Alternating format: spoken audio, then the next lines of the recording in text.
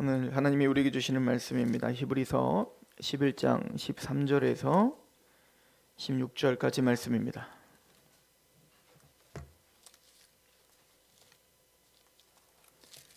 히브리서 11장 13절에서 16절까지 말씀.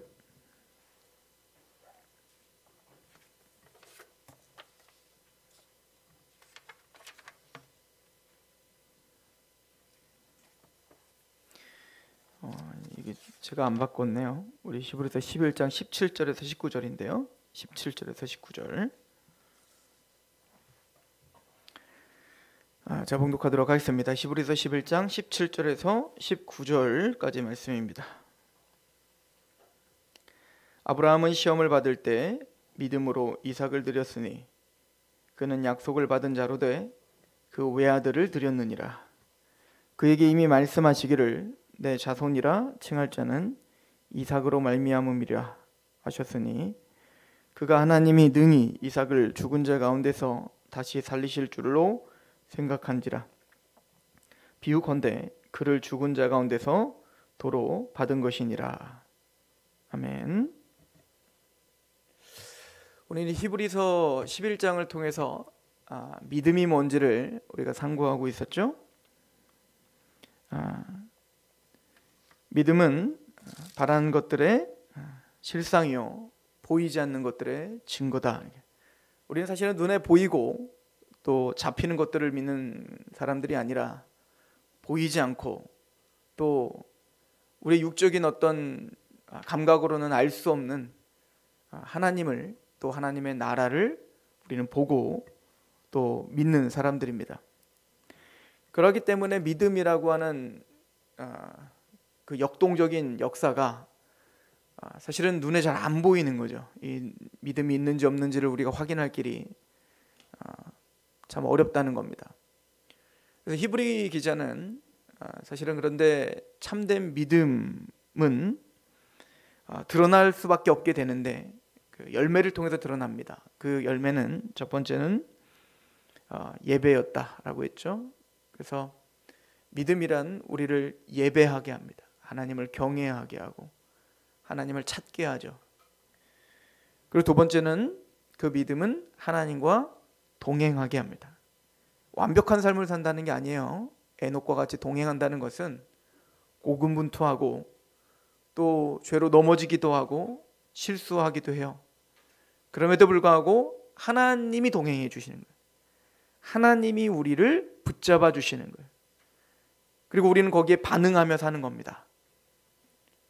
그런 하나님과의 동행하는 삶을 통해서 궁극적으로 우리에게 하나님은 하나님의 말씀에 순종하게 하십니다. 그죠? 노아와 같이 방주를 지은 것처럼 그렇게 믿음은 우리를 하나님의 말씀에 순종하게 하고 또 그런 순종하는 삶을 통해서 노아와 같이 증거하는 삶을 살게 해요. 하나님의 살아계심과 하나님이 얼마나 우리를 사랑하시는지를 세상으로 하여금 증거하게 하는 그 힘이 바로 믿음이다라고 하는 거죠. 그런데 그 믿음이라고 하는 것은 우리가 만들어내는 것이 아니라 은혜이다라고 하는 걸 우리가 이야기를 했죠. 그래서 노아도 당대 의인이고 완전한 자지만 그가 그렇게 의인이요 완전한 자로 또 예배자요 동행자요 또 말씀에 순종하며 증거하는 자로서 서 있을 수 있었던 것은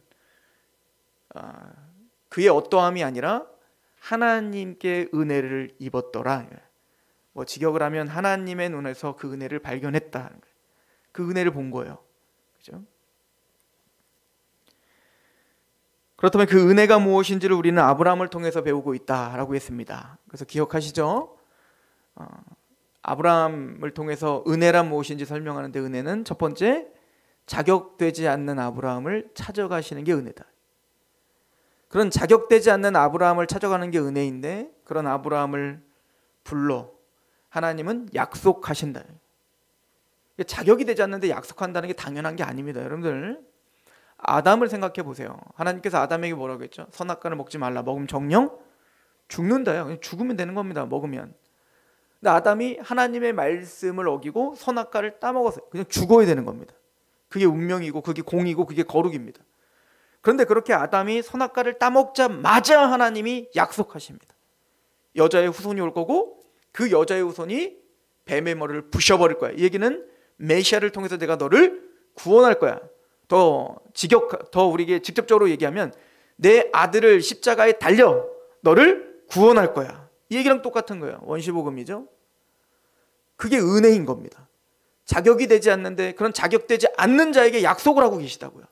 이건 일방적인 거고 하나님의 은혜가 선포되는 게 바로 언약하시는 거예요. 일방적인 거죠. 즉 아브라함에게 창세기 12장에 갈대우르에 살던 우상숭배를 하던 그를 데리고 끄집어 와 가나안 땅에 서게 하고 하나님이 이 땅 너에게 줄 거야. 내가 너에게 자손을 줄 것이고 내 이름을 창대하게 할 것이고 또 내가 너에게 복을 줄 거고 네가 복의 근원이 될 거야. 사실은 아브라함은 그럴 만한 자격이 되지 않는데 그에게 그렇게 선포하고 있다고요. 그런데 놀라운 건 아브라함은 아멘하고 받아요. 근데 저는 하나님이 아브라함을 인도하는 그런 어떤 그 순서 또 인도하시는 그 섭리를 보면 지혜로우신 것 같아요. 그리고 분명하게 뭔가를 알려주시는 것 같아요. 근데 그런 아브라함을 인도하는 패턴일 뿐만 아니라 이스라엘을 인도하는 패턴이었고 우리 인생을 인도하는 패턴입니다. 무슨 얘기냐면 하나님은 아브라함에게 약속을 하십니다. 그럼 우리는 이런 생각을 할 수 있어요. 우리가 약속 받을 만한 자라고 착각할 수 있을 거라고요. 그래 맞아. 나는 큰 자가 돼야지.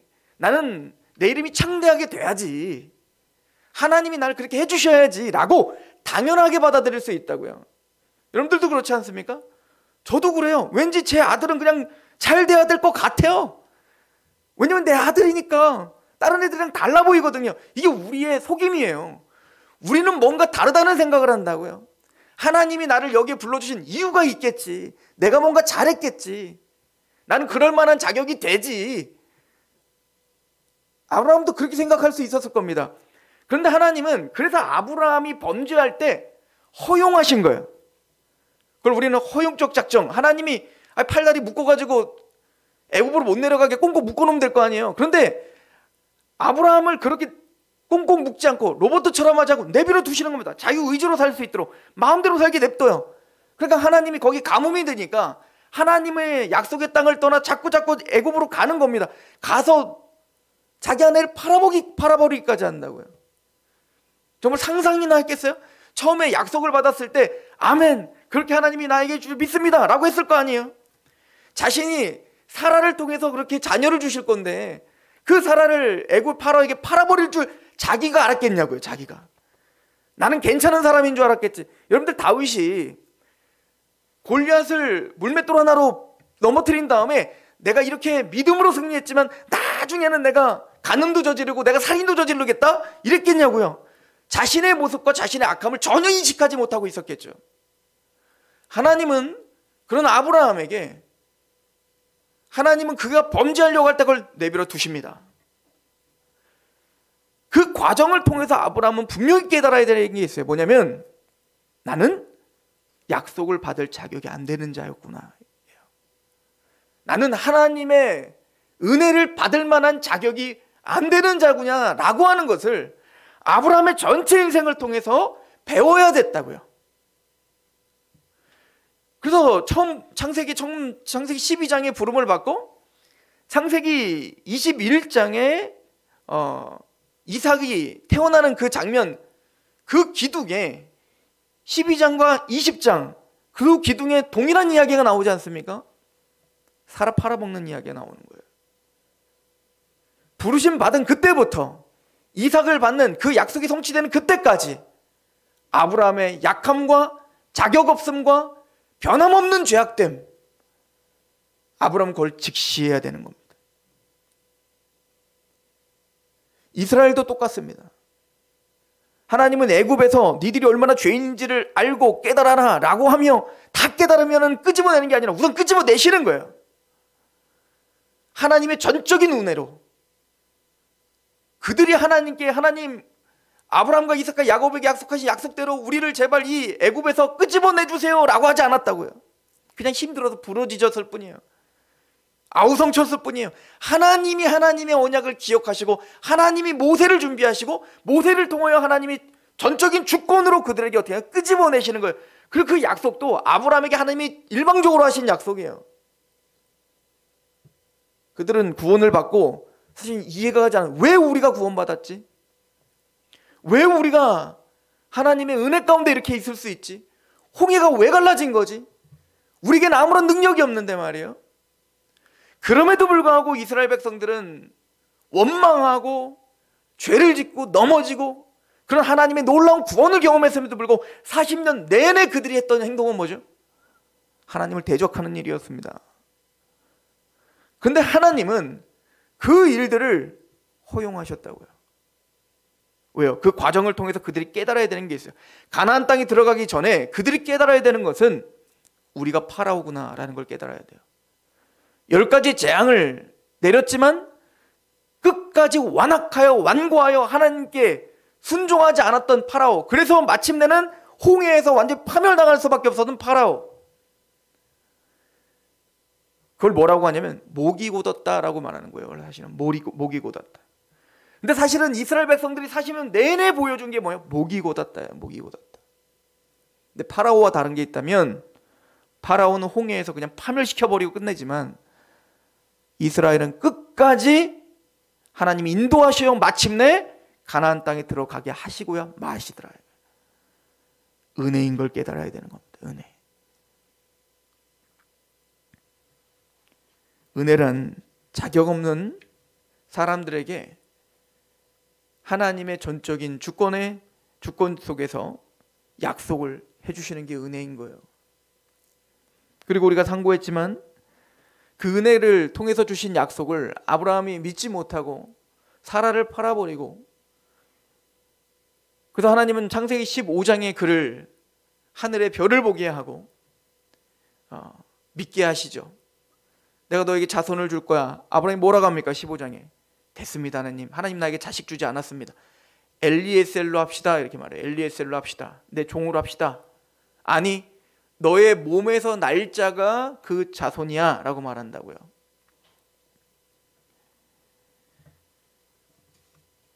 그런데 그게 창세기 15장 얘기 아닙니까? 창세기 15장에 그렇게 너희 몸에서 날 자가 바로 그 자녀여야 돼 라고 이야기를 했는데 16장에 바로 어떤 장면이 나오냐면 하갈을 통해서 이스마엘을 낳는 거예요. 그래서 지금 하나님이 약속하시면 아멘 했다가 바로 그거에 반하는 일을 하고 또 아멘 했다가 또 그거에 반하는 일을 하고 지금 이게 계속 되풀이되고 있다고요. 아브라함의 인생 속에. 엘리에셀로 합시다. 아니 네 몸에서 날 자니까 그래요? 아멘. 이스마엘 낳아버리고 이스마엘로 하시죠. 내가 너희를 아브라함을 아브라함이라고 만들게. 아멘. 그리고 사라를 사라라고 하라. 그건 안 됩니다. 비웃죠. 그냥 이스마엘로 합시다.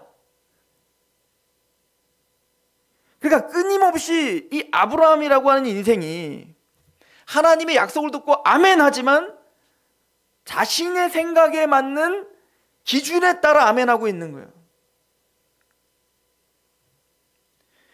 제자들도 그랬죠. 제자들도 넌 나를 누구라고 하느냐? 예, 당신은 살아계신 하나님의 아들입니다. 그리스도이십니다. 아멘한 거예요. 옳구나. 그래서 내가 이제 그리스도요 하나님의 아들로서 이 땅에 와 십자가를 짊어져야 되느니라. 그리하지 마세요. 대항합니다. 그러니까 지금 제자들이 생각하는 하나님의 아들 그리스도라고 하는 믿음과 성경에서 말하고 있는 하나님이 진짜로 하나님의 아들이요 그리스도로서 예수 그리스도를 이 땅에 보내신 그 하나님의 의도는 전혀 다른 거였어요. 어찌 보면 우리 믿음이라는 것도 우리가 믿습니다 라고 하고 있지만 그 믿음이라고 하는 내용이나 그 수준이 사실은 우리는 여전히 형편없는 것일 수 있습니다. 그럼에도 중요한 건 뭐냐면 아브라함의 인생을 통해서 믿음은 우리에게 뭐라고 말하냐면 어떤 한순간의 기분이나 어떤 한순간의 확신을 이야기하는 게 아니라 아브라함의 전체 인생을 붙들고 있는 그 하나님의 신실하심과 그 하나님의 믿부심을 바라보는 거예요.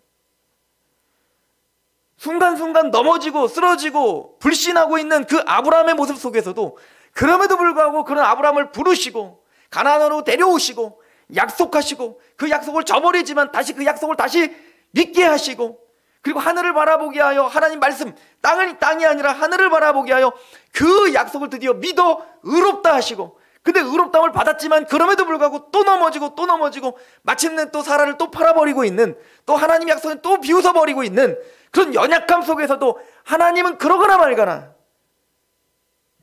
아브라함에게 약속하신 대로 사라를 돌보시는 겁니다. 또 사라에게 행하시어 마침내 이삭을 낳게 하여 그 비웃음을 기쁨의 웃음으로 만들어 버리시는, 이게 은혜인 거예요. 그 은혜라고 하는 것은 우리의 모든 처음과 그리고 마지막까지 하나님의 주권 가운데 있다라고 하는 고백인 겁니다. 사도 바울이 이걸 너무나 잘 알았죠. 착한 일을 시작하신 이가 예수 그리스도의 날까지 이루실 줄 우리가 확신하노라. 착한 일을 시작했다는 게 뭡니까? 에베소서 1장 3절에 하늘에 있는 신령한 복을 우리에게 주시기로 작정하셨으면 창세 전에 그리스도 안에서 예정하사, 즉 우리가 이 땅에 있기도 전에 하나님은 우리를 미리 아셨고 미리 정하셨어요. 하늘에 속한 모든 신령한 복, 이 땅의 복이 아니라 하늘의 복을 주시기로 작정하셨기에 아브라함처럼 엎치락 뒤치락하고 끊임없이 넘어지고 있는 그를 하나님 붙잡고 마침내는 믿음으로 의롭다함을 주시며, 여전히 의인된 신분이 변화가 되었지만 여전히 수준은 꼭 거지 왕자처럼, 거지가 하루아침에 왕자가 됐어요. 신분이 변화가 됐지만 여전히 그의 삶의 가치관과 또 삶의 습관은 여전히 거지와 같이 사는 것처럼 우리도 동일한 상황 아니에요? 이미 하나님의 거룩한 자녀라, 성도라, 의인이라 칭함을 받았지만 여전히 그 옛 습관이 우리를 잡아끌어 하나님의 거룩한 왕 같은 제사장다움이 아닌 죄 가운데 계속 넘어지고 있는 우리를 하나님 마침내 거룩하게 그리스도의 장성한 분량으로 자라기까지 자라도록 하나님은 쉬지 않고 인도하시고야 만다. 이게 은혜인 거예요. 그 은혜라고 하는 것은요, 여러분, 부흥회 때 어떤 느낌이 좋다, 어떤 뭘 했다, 뭘 경험했다를 넘어서는 이야기예요. 그것으로 은혜를 그것도 은혜겠죠. 하나님 주시는, 여러분들 은사도 은혜고 또 우리에게 주시는 여러 가지 인도하시는 좋은 생각을 준 그 은혜요. 근데 은혜라고 하는 얘기는 우리 전체 인생에 대한 이야기예요. 여러분들이 우리가 하나님을 알지 못했을 때부터 또 우리가 알지 못하는 그 영원한 완성의 날까지 하나님이 하나님의 지혜로 하나님의 능력으로 우리를 인도하시고 빚어가시고 의롭다 하시고 마침내 하나님 백성다움 그 모든 만물이 완성될 때 우리도 그 영광스러움에 참여하여 영원한 기쁨과 영원한 영광스러움에 동참하게 하시고야만은 우리가 측량할 수 없는 그 능력과 지혜가 은혜인 거예요. 우리가 믿고 있는 하나님 바로 그런 하나님입니다. 그런데 지금 보면 알겠지만 아브라함의 인생이라고 하는 것은, 아브라함을 우린 믿음의 조상이라고 하지 않습니까? 그러니까 믿음의 조상이라는 얘기는 구원 얻을 믿음이라는 건 아브라함과 동일한 믿음을 갖고 있는 자가 구원받은 자예요. 그러니까 우리가 내가 믿음이 있나 없나를 확인하려면 아브라함의 믿음을 보면서 내 믿음이 진짜인가 아닌가를 확인하면 된다는 거예요. 우리의 모델로 세운 게 바로 아브라함인 겁니다. 그렇죠? 자, 아브라함의 믿음에 대하여 가장 절정의 믿음의 사건이 있죠. 그게 오늘 본문이 제시하고 있는 바로 이삭을 하나님께 제물로 바치는 사건입니다. 이거는 구속사적으로 너무너무 중요한 사건입니다. 그 믿음의 절정의 사건, 이것을 야고보는 뭐라고 하냐면, 우리 야고보서를 한번 볼까요? 야고보서 2장을 한번 가보시죠.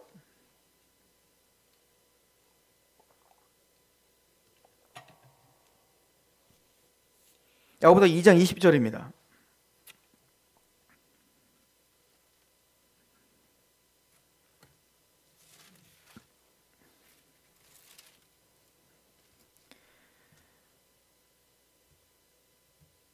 우리 18절부터 보겠습니다.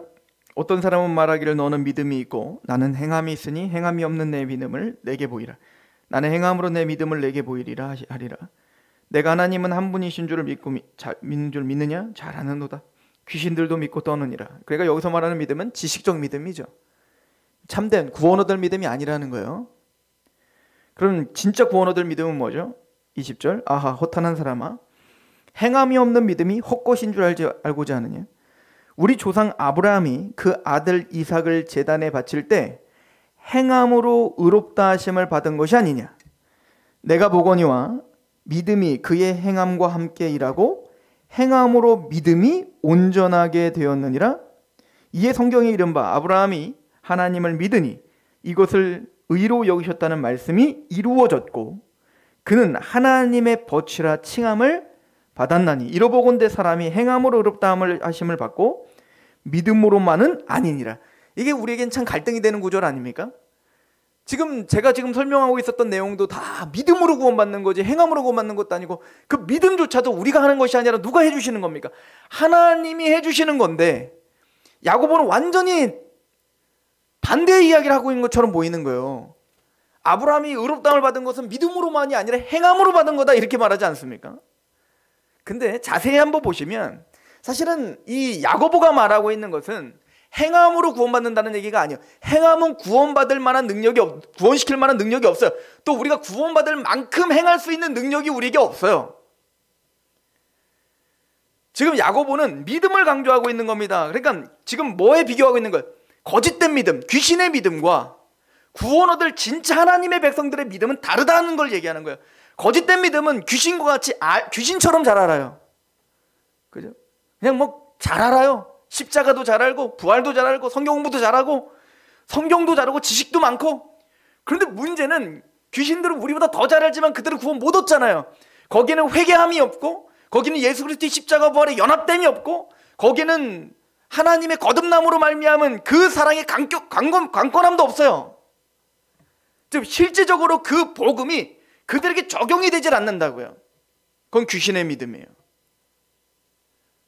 그러면 잘 안다 하여 구원받은 게 아니에요. 그러면 참된 믿음이란 뭐냐? 참된 믿음이란 창세기 15장에 아브라함이 믿음으로 의롭다함을 이미 받았습니다. 그거는 변함없는 사실이에요. 그 신분은 변화되지 않아요. 거지가 왕자가 됐다고 해요. 신분이 변화됐다고 해요. 거지처럼 삶을 산다 할지라도 물론 혼나긴 하겠지만 그는 여전히 왕자예요. 신분이 변화될 수는 없다고요. 그러나 그의 수준은 여전히 연약하죠. 그러므로 아브라함이 창세기 15장에 믿음으로 의롭다함을 받은 것은 확고한 것이고 변화되지 않는 거예요. 왜? 하나님이 변화되지 않기 때문에 그렇습니다. 그럼에도 불구하고 아브라함이 의롭다함을 받았다라고 하는 것이 확연하게 드러나고 확연하게 완성되고 하나님이 의롭다 하게 해주신 저와 여러분들을 믿음으로 의롭다 하게 해주신 건 단순히 그냥 신분만 변화시키려고 우리를 부르셨겠어요? 더 나아가서 진짜 의인답게 만들고 싶으실 거 아닙니까? 하나님이 우리를 그 수준에 맞게 왕자를 잃어버렸던 아들, 거지처럼 살고 있는 아들을 왕자로 불렀다고요. 왕이. 그러면 그렇게 왕자로 부른 건 단순히 왕자라는 이름만 갖고 있게 하기 위함이 아니라 신분을 변화시키고 그 왕은 그 왕자를 왕다운 왕으로 만들고야 말지 않겠어요? 사람을 붙여서 때로 훈련을 시켜서 그래서 마침내 모든 국민들에게 존경받는 왕으로 만들고야 말할 거야. 말하는 법도 가르칠 것이고 걷는 법도 가르칠 것이고 행동하는 법도 가르칠 거란 말입니다. 하나님도 똑같은 거예요. 우리를 정말 죄 가운데서도 우리를 건져내셔서 의인이라 칭하셨지만 하나님은 우리를 어디로 인도하시길 원하는 거예요? 진짜 의인답게 만드시길 원하는 거예요. 거룩하게 하시길 원하는 거예요. 이 소원을 뭐라고 이야기하냐면 로마서에 보면 하나님이 미리 아신 자들을 미리 정하셨는데 그의 아들의 형상을 본받게 하기 위하여 아들을 본받게 하기 위하여 미리 정하셨다 이렇게 한다.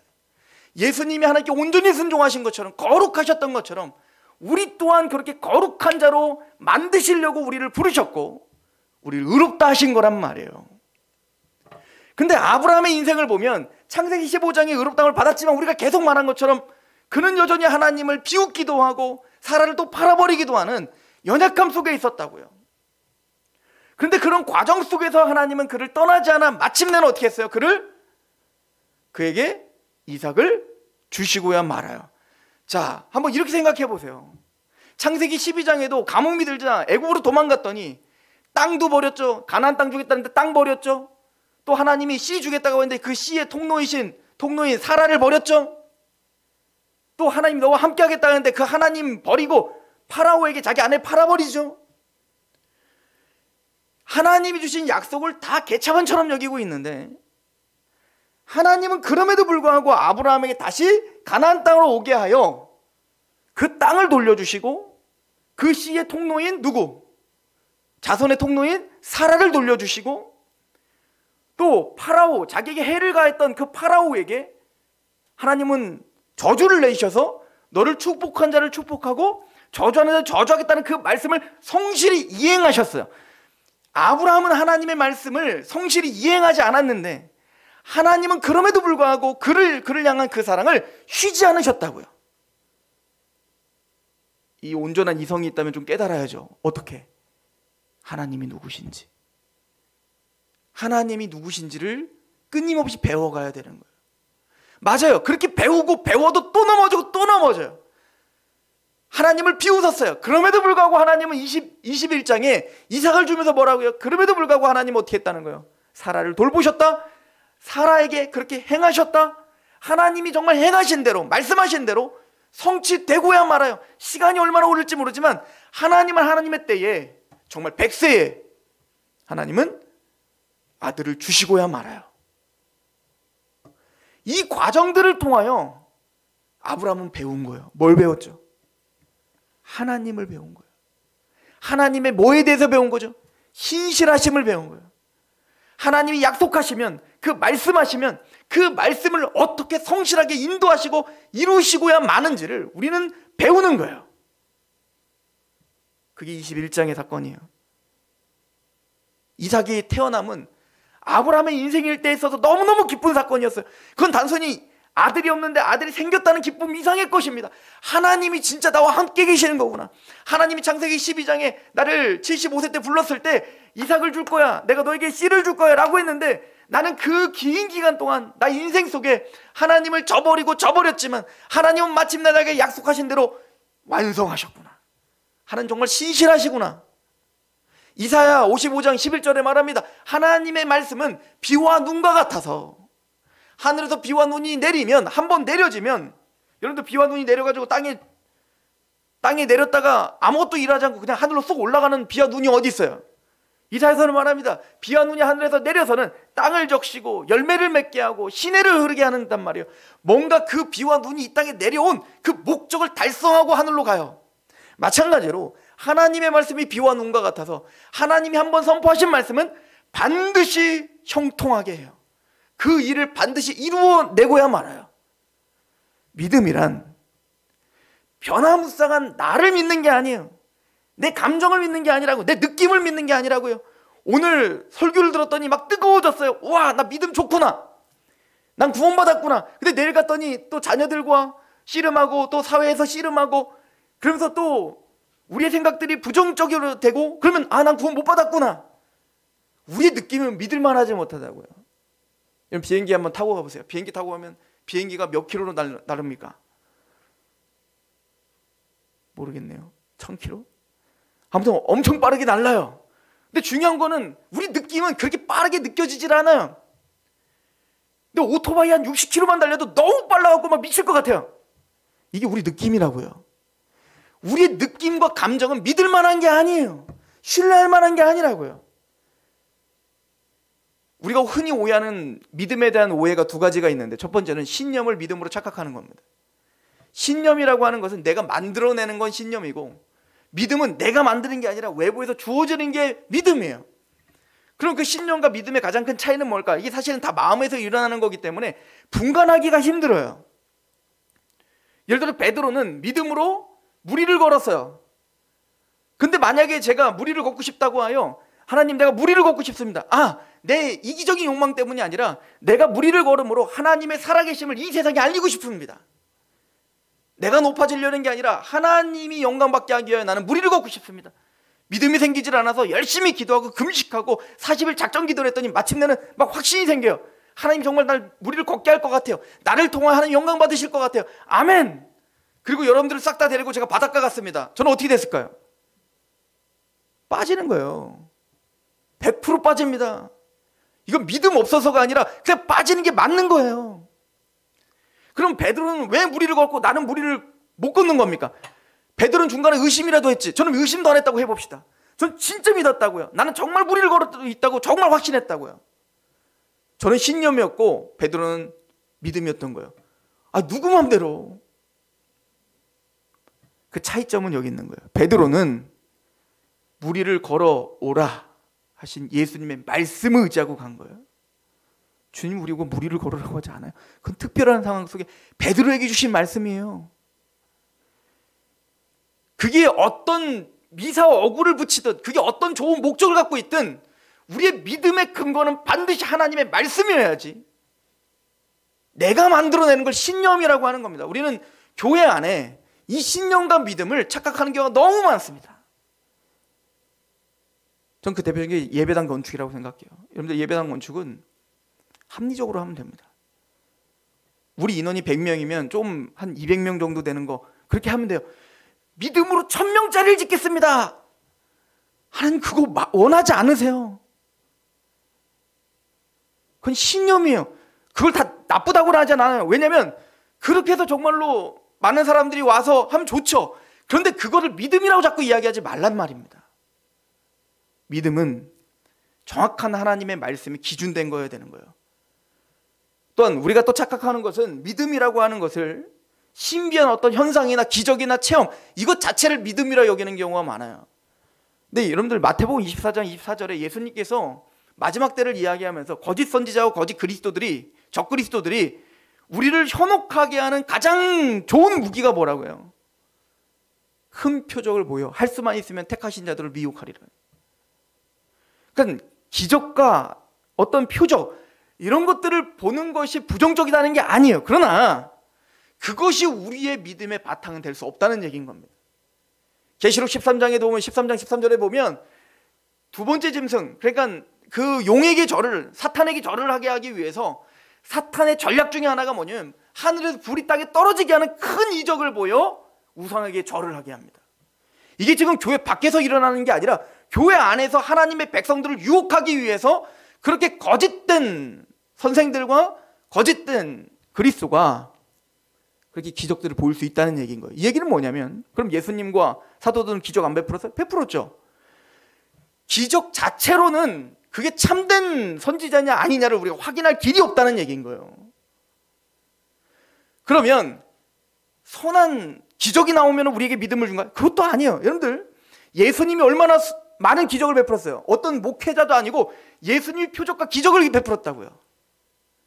여러분 요한복음 2장을 보십시오. 예수님이 기적을 베푸시고 표적을 베푸니까 수많은 사람들이 그 예수님을 따랐습니다. 그리고 뭐라고 표현하고 있냐면 2장에 예수의 이름을 믿었다라고 표현하고 있다. 믿었다. 그 기적을 보고 여러분들 그 기적을 본 그 사람들 얼마나 감격스러웠을까요? 얼마나 흥분이 됐을까요? 그들은 호산나 다윗의 자손이여 라고 하며 종려가지를 흔들며 그 예수님이 예루살렘 입성할 때 저분이 바로 메시아입니다 라고 막 흥분하며 찬양하며 춤을 추면 근데 그들이 진짜 믿음이었나요? 요한복음 2장에는 예수님이 그들에게 몸을 의탁하지 아니하셨다. 왜냐하면 그들의 마음을 아셨기 때문이라. 그들은 거짓된 믿음을 갖고 있었습니다. 구원 얻을 믿음이 아니었어요. 그게 어디서 판가름 나죠? 예수님이 십자가에 못 박을 때 호산나 다윗이셔 저 사람이 나에게 빵을 줬습니다. 저 사람이 나에게 죽은 자를 이렇게 세웠습니다 라고 하는 그 기적들을 보며 환호성을 쳤지만 그들이 당장 자신이 원하는 메시아가 아니니까 자신에게 원하는 그런 열매를 주지 않는 메시아니까 십자가에 못 박으라고 외쳤던 게 그들 아닙니까? 기적과 표적은 우리에게 참된 믿음을 줄 수 없습니다. 그 경험이 때로는 하나님의 능력을 전혀 모르는 사람들에게 하나님의 살아계심을 알게 할 수는 있으나 그것이 구원을 줄 반석이 될 수 없다고요. 그럼 믿음의 근거는 뭐냐? 로마서 10장 10절에 그러므로 믿음은 들음에서 나며 그 들음은 그리스도의 말씀으로 말미암는다. 오늘 이 말씀을 히브리서 11장에 하고 있는 겁니다. 오늘 본문을 한번 보시죠. 히브리서 11장 17절. 아브라함은 시험을 받을 때 믿음으로 이삭을 드렸으니 그는 약속을 받은 자로 돼 그 외아들을 드렸느니라. 그에게 이미 말씀하시기를 내 자손이라 칭할 자는 이삭으로 말미암느니라. 무슨 얘기입니까? 하나님이 아브라함에게 약속했다는 거예요. 너에게 자손을 줄 거고 그 자손을 통하여 모든 민족이 복을 얻을 것이고 그 자손이라 칭할 자는 이삭으로 말미암을 거다. 이스마엘도 안 돼. 엘리에셀도 안 돼. 오직 이삭이어야 돼.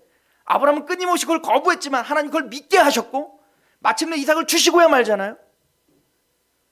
그런데 아브라함은 이삭을 통하여 모든 민족이 복을 얻겠다는 그 약속을 이제는 믿고 있었던 겁니다. 진짜 믿었던 겁니다. 왜?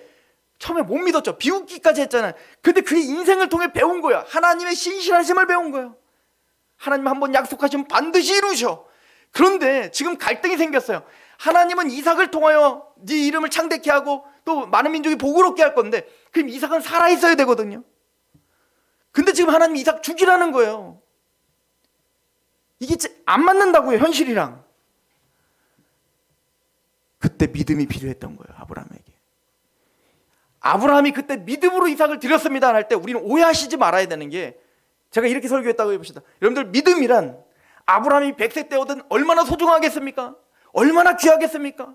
그의 전부였을 것입니다. 근데 하나님은 그에게 그의 모든 전부인 이삭을 달라 할 때 아멘 하고 주신 자도 하나님이시오 가져간 자도 하나님이시니 아멘 하고 드리는 것이 믿음입니다. 은혜되는 말씀이죠. 여러분들 다 그렇게 되길 바랍니다.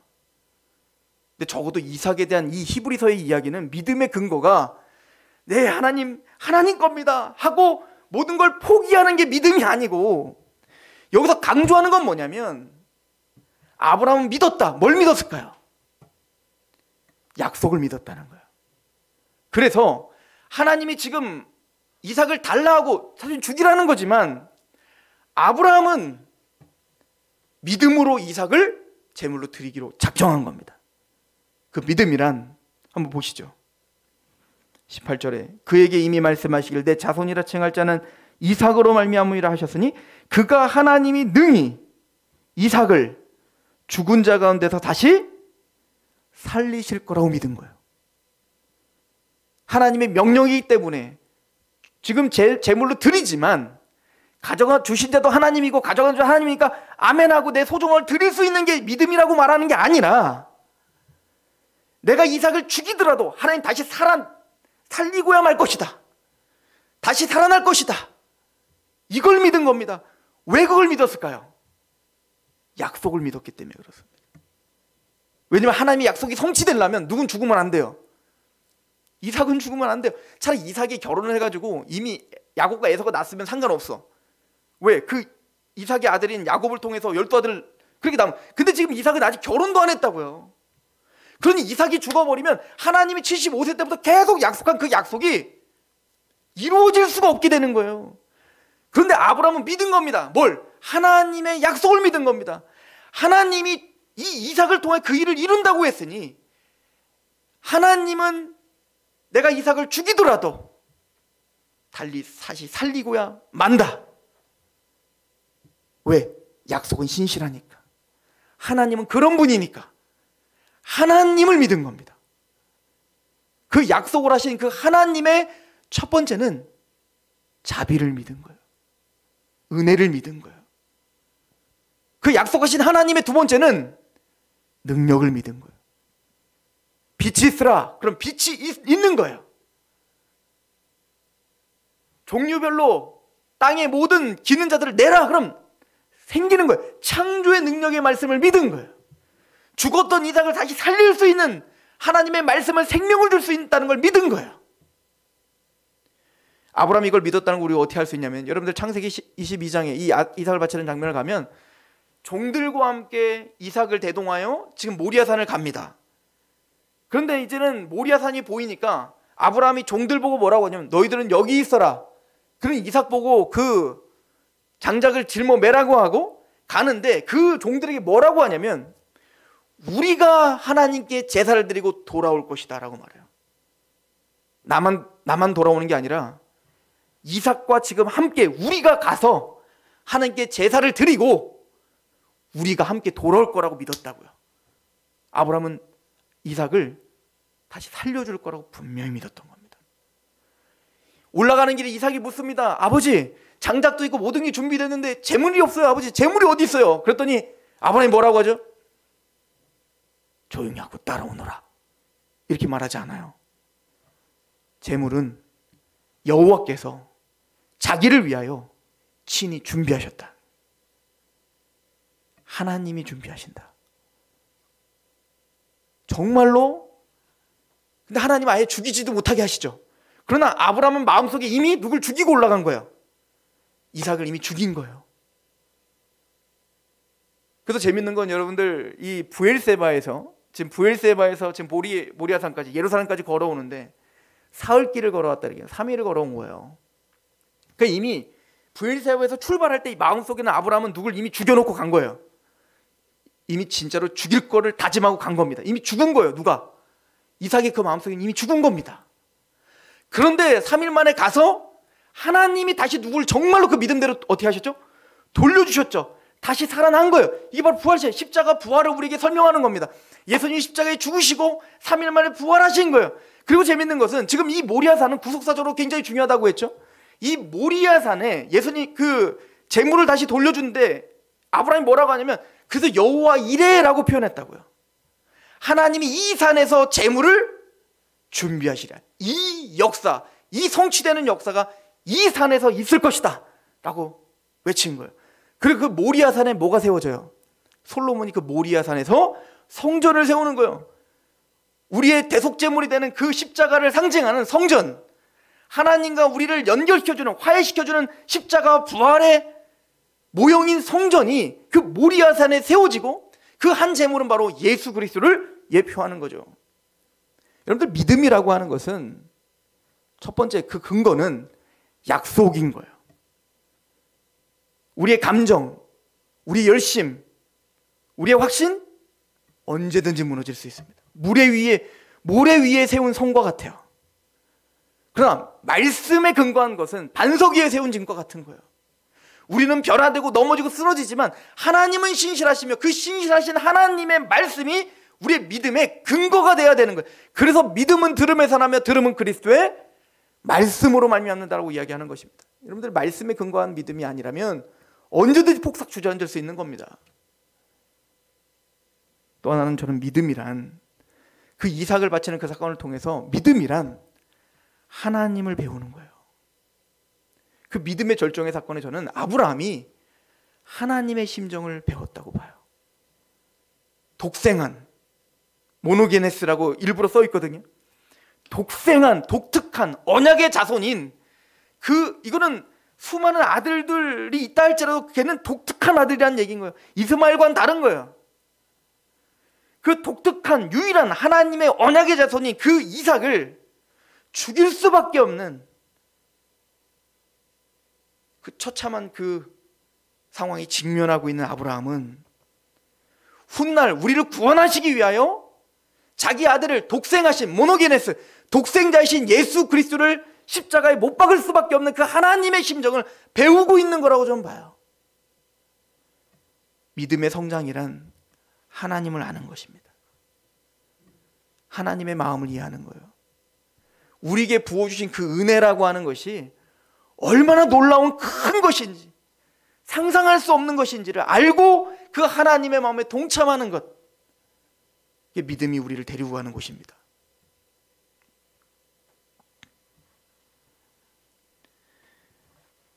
아브라함은 믿음 없었습니다. 연약했습니다. 은혜란 믿음 없는 아브라함에게 약속하시고 그 약속을 믿어 의롭다 하시고 의인답지 못한 여전히 죄 가운데 넘어지고 있는 아브라함을 하나님은 하나님의 열심으로 포기하지 않고 마침내는 이삭을 주시며 신실하신 하나님의 말씀 위에 서서 이삭을 바치는 그 자리까지, 그 믿음의 장성한 분량까지 하나님이 이루신 거예요. 여호와의 열심히 이를 이루리로다. 그 여호와의 열심이 저와 여러분들 지금 붙잡고 있다는 얘기인 겁니다. 하나님은 그렇게 우리를 인도하고 계시는 거예요. 아브라함처럼 넘어지는 것도 옳다는 것이 아닙니다. 그러나 분명한 사실은 우리의 연약함을 압도하시는 그 하나님의 은혜가, 신실하신 그 하나님을 마침내는 고백하며 그 이삭을 바치는 그 자리까지 아브라함을 인도하셨듯, 아브라함을 아브라함답게 하셨듯 저와 여러분들을 그 이름에 걸맞도록 성도답게 하실 것이며 의인답게 하실 것이며 그리스도의 편지요 향기요 빛과 소금과 같이 하나님의 살아계심을 드러내는 그런 하나님의 축복의 통로들로 우리를 만들어가고 계십니다. 저는 여러분들을 신뢰하지 않습니다. 저도 신뢰할 수 없습니다. 하나님의 은혜를 신뢰할 뿐입니다. 그 하나님의 은혜와 하나님의 은혜가 저와 여러분들을 주장하기를 축원합니다. 기도하겠습니다. 하나님, 아브라함을 통하여 하나님이 행하시는 은혜가 무엇인지를 상고합니다. 아브라함이 그랬듯, 이스라엘이 그랬듯 넘어지고 쓰러지고 눈을 감고 하나님의 약속보다는 세상을 바라보며 목이 굳은 자처럼 우로자로 치우치고 있는 우리들의 모습을 발견합니다. 우리 인생을 돌아보건대 그럼에도 불구하고 하나님은 신실하게 우리를 인도하셨으며 그 사람을 만나게 하셨고 그 자리에 있게 하셨고 또 때로는 우리를 마음을 무너뜨리시고 또 때로는 세우기도 하시며 하나님의 말씀 앞에 서 있게 하시는 하나님, 우리로서는 전혀 자격이 없고 우리로서는 아무런 소망이 없는 우리들을 신실하신 하나님의 은혜가, 신실하신 하나님의 말씀이 우리를 인도하시기에 우리에겐 소망이라는 것이 있고 믿음이라는 게 있습니다. 믿음도 우리의 자랑이 아니오 하나님이 행하신 은혜임을 기억하며 하나님만 자랑하고 하나님만 예배하고 하나님만 영광 받을 수 있도록 주여 우리를 낮추어 주시옵소서. 하나님의 은혜 안에 거하는 자가 어떻게 하나님을 찬양할 수밖에 없는지, 하나님의 사랑에 강권된 자가 어떻게 말씀 앞에 담대히 행할 수밖에 없는지를 빛과 소금처럼 드러낼 수 있도록 우리를 성장시켜 주옵소서. 예수님의 이름으로 감사하며 기도합니다. 아멘.